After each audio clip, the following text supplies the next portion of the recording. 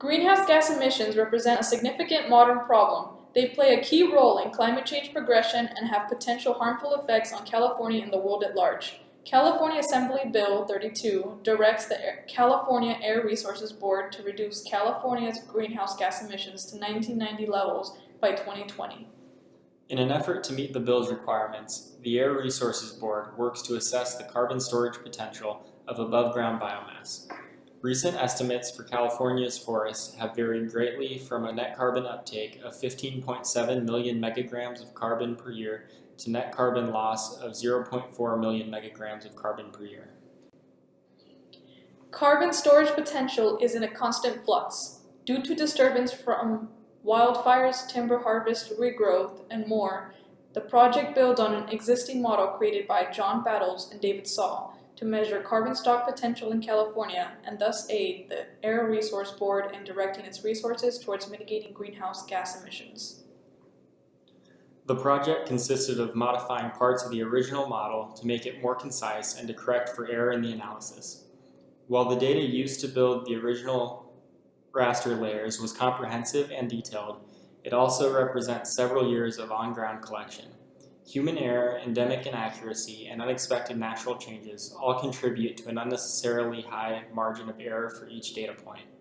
Our solution was to calculate the probability of this error and use it to generate large random number sets for each individual value, and then recalculate them to find the overall mean and standard deviation of each pixel.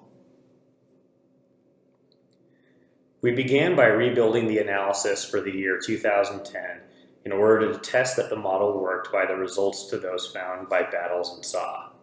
We ran the models designed by Battles and Saw to create an integrated raster layer, which was comprised of the 2010 LANDFIRE raster layer, masked to a clipped California state and county shapefile provided by CAL FIRE, and crosswalked with the lookup tables provided by the Air Resources Board, International Panel on Climate Change, and Forest Inventory Analysis. Taking the means and standard deviations from individual pixels in the existing data, we generated hundreds of random proximate values for each point, then used an Excel macro command to copy the table 300 times with a different random number set for each iteration. We built a Monte Carlo model using a simple random value generator formula in Microsoft Excel. A Monte Carlo model works by generating an extremely high number of random values associated with predicted values, and then performing a regression analysis on those values. We then had to build the statistical model into the existing model. This is where we encountered some difficulty. We needed to make ArcMAP recognize and implement the Monte Carlo device. We accomplished this by creating a model which copied the existing raster layer, joined it with every iteration of the randomly generated lookup table, and produced a new raster layer for each table which recalculated random values. As expected, each iteration conformed to the same distribution with varying individual pixel values.